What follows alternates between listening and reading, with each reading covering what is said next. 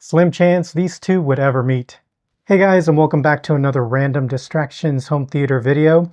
So this one I wanted to do a comparison between two speakers that on the surface have a lot in common, but are actually coming from pretty different worlds. We're talking about the Arendal 1528 Slim 8 and the Theory SB25. Now this video came together because of a gentleman by the name of Wade who actually responded to a post I made on the local home theater group over on AVS Forum. I'm part of a group for the DFW area home theater folks, and I'll leave a link in the description if you're in the area and want to check it out. Wade had the Theory SB25s and he thought it would make for an interesting comparison with the Arendal. So huge thanks to him for making this happen. He also wanted me to shout out to his buddy Chris Mata over at Lux Audio Visual. That's actually where Wade was able to get his hands on these.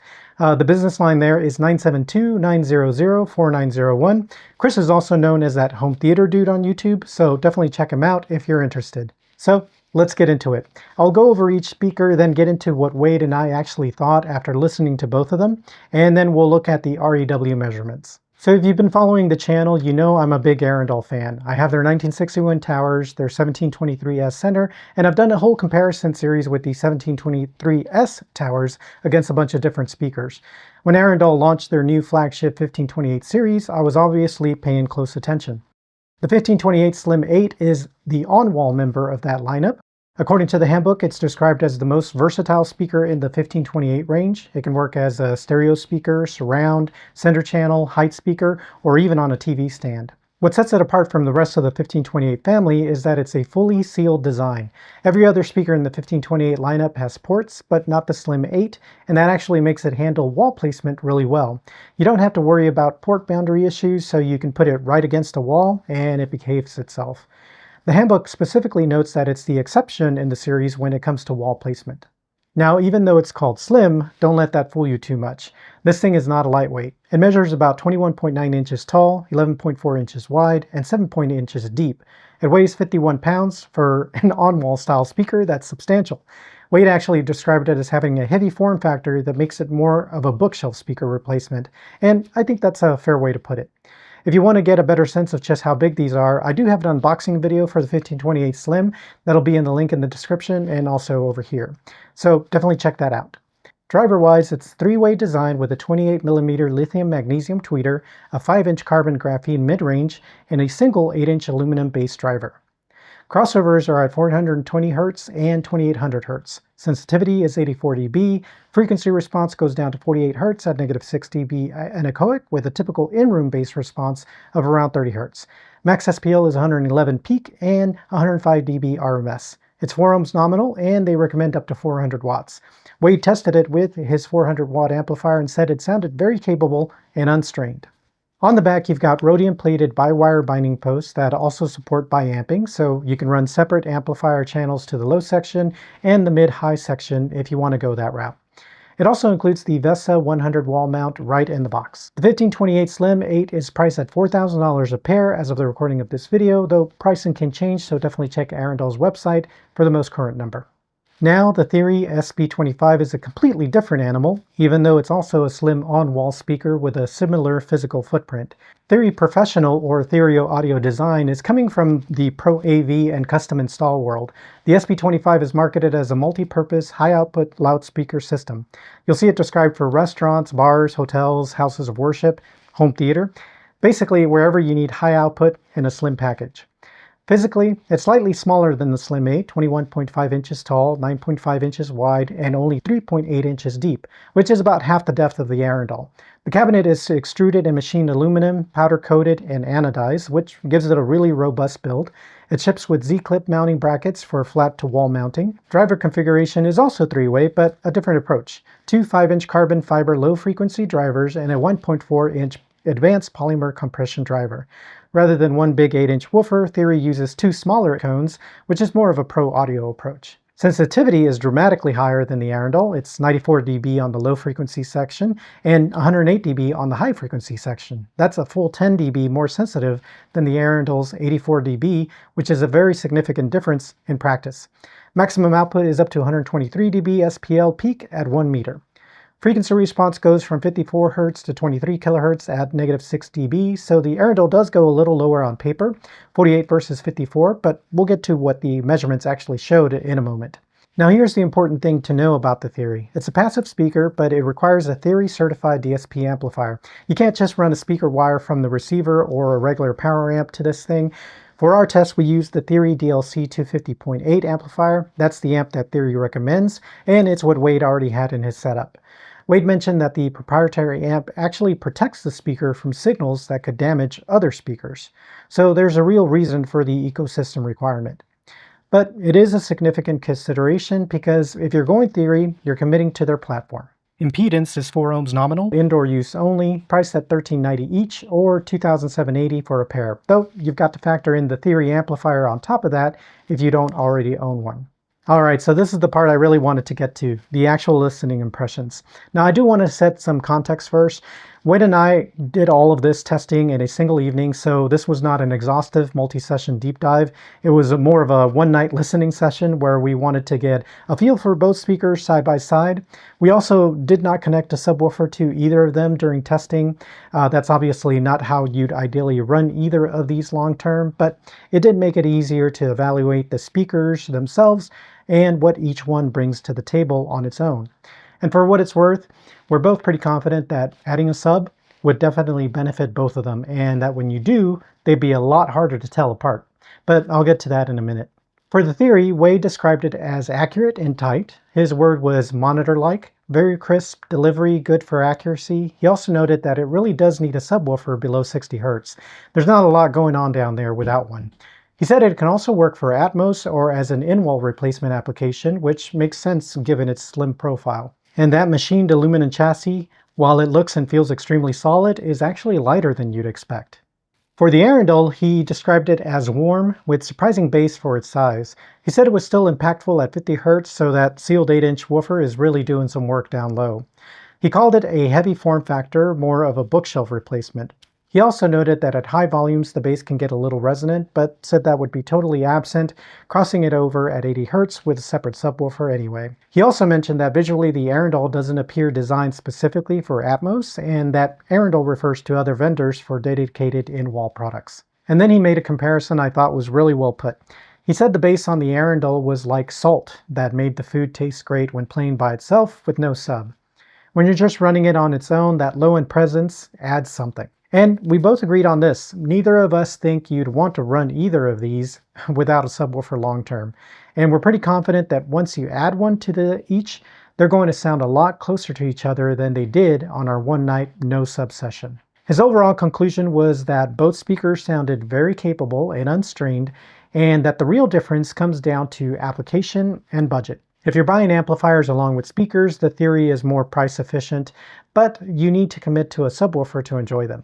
If you already have amplification, with or without a sub, the Arendal fares well, though he noted you'd still benefit from a subwoofer for low dynamic content. Alright, so same as I've done in previous comparison videos, I used a copyright-free song that I've been using throughout all of these comparisons, recorded with the microphone and REW running so we could capture the RTA in real time. We volume matched both of these speakers to 80 dB. Now I do want to call out something you'll probably notice in the B-roll here. We didn't have stands or a conventional way to position these, so we actually had both speakers on the floor and tilted slightly up towards the listening position. That's obviously not how you'd normally set these up, and I want to be upfront about that. It's not ideal, but it was what we had to work with on the night. So take the recording with that in mind. I'll let you hear both and see what you think. Alright, we'll start with the Theory SB25 first.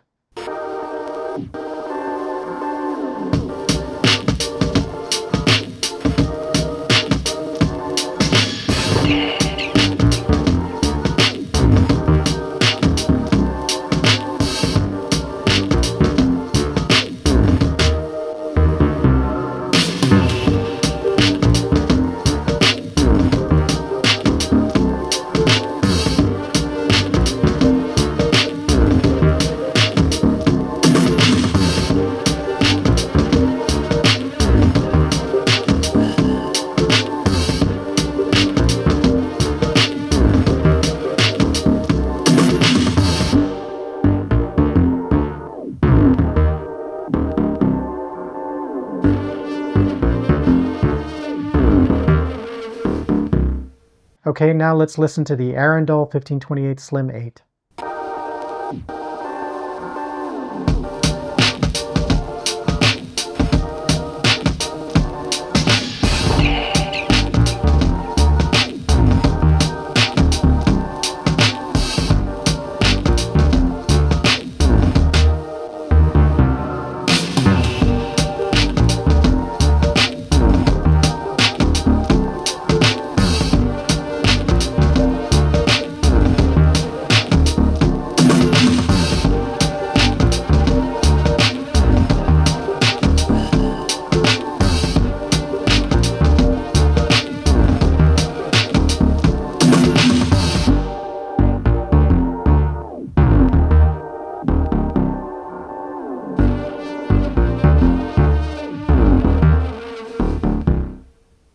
All right, let's take a look at the REW measurements. So just to set the expectations here, these are from Wade's room with a single microphone positioned for each speaker. And as you saw in the B-roll, both speakers were on the floor, tilted up slightly rather than in a conventional upright position on a stand. So there are a few layers of not ideal going on. I've applied psychoacoustic smoothing here though, which is actually a more realistic representation of what our ears hear rather than looking at every raw peak and dip. So the curves you're going to be seeing are a lot easier to read and more meaningful as a result. So first, I'm going to pull up the Theory SB25 on its own. The first thing that stands out is how the Theory rolls off below 60 Hz. Once you get down to about 50 Hz, we're averaging around 69 dB, and by 40 Hz, it's down to around 68 dB. That's a pretty significant drop compared to where it sits through the mid-range, which is hovering in that 80 to 82 dB range. So the Theory is really losing steam below 60 Hz, which lines up exactly with what Wade was saying about needing a subwoofer for this one. From 100 Hz up through the mid-range and into the treble, the Theory actually looks really good. It's fairly flat and consistent, holding in that 80 to 83 dB range through most of the mid-range, and upper frequencies stay pretty even as well. There's a modest dip around 80 Hz, but with psychoacoustic smoothing, it's nowhere near as dramatic as the raw data made it look. More of a mild valley in that upper bass region, which is likely a room thing, and something a subwoofer crossover would address anyway. Now let me add in the Arendal 1528 Slim 8, and keep in mind that we did volume match these to 80 dB, so we should be comparing these on a level playing field. The low end is where the difference is really visible. At 40 Hz, the Arendal is averaging around 82 dB, while the Theory is down to around 68 dB. That's roughly a 14 dB difference at that frequency, and even at 50 Hz, the Arendal is about 9 dB ahead. So that sealed 8-inch woofer in the Arendal is doing real work down low in a way that the Theory's dual 5-inch woofers just aren't, at least without DSP help from a subwoofer. That's the measurement backing up Wade's salt analogy right there. Now, once you get to around 63 Hz and above, the gap starts closing pretty quickly. At 100 Hz, they're essentially identical within 1/10 of a dB of each other, and from there through the rest of the mid-range and into the treble, they track remarkably closely. Both are sitting in roughly that 80 to 83 dB range across the mid-range, and both hold up similarly through the upper frequencies. There are some small differences here and there, a dB or two in either direction at certain bands, but nothing that jumps out as a meaningful character difference. So the smooth measurements tell a pretty clean story. Below about 60 Hz, the Arendal has a clear advantage in output, and that's really the main thing separating these two speakers when you look at them this way. From the upper bass on up, they're performing very similarly once volume matched, and that's exactly what Wade and I heard, and why we both think adding a subwoofer to either of these will pull them even closer together. So which one is right for you? I mean, I think that genuinely depends on your situation. If you're a home theater enthusiast who wants a slim speaker that works with your existing receiver or amplifier, and you want that low-end presence without necessarily having to rely on a subwoofer for everything, the Arendal 1528 Slim 8 makes a lot of sense. That sealed enclosure behaves beautifully near walls, you get real flagship tier driver technology, and the by-wire binding posts give you some flexibility if you want to buy amp down the road. And it plays really nicely into the rest of the 1528 ecosystem if you're building out a full Arendal system. If you're doing a custom install, or you're already in the Theory ecosystem with the DLC 250.8, for example, or a compatible amp, the SB25 is genuinely impressive. The output capability, the wide dispersion, the ultra slim 3.8-inch def, and that machined aluminum build are all compelling. Just know going in that you need a subwoofer and you need the Theory amplification to make it work right. And as Wade put it, the difference and preference really speak to the application and the budget of the user. That sums it up pretty well. Big thanks to Wade for making this comparison happen and sharing his thoughts. This definitely could not have happened without him. And thanks to Chris Mata over at Lux Audio Visual 972-900-4901 for getting Wade hooked up with the Theory SB25 in the first place. And definitely check out that home theater dude on YouTube as well. Well, that's all I have for this video. I would definitely appreciate a like, of course, on this one.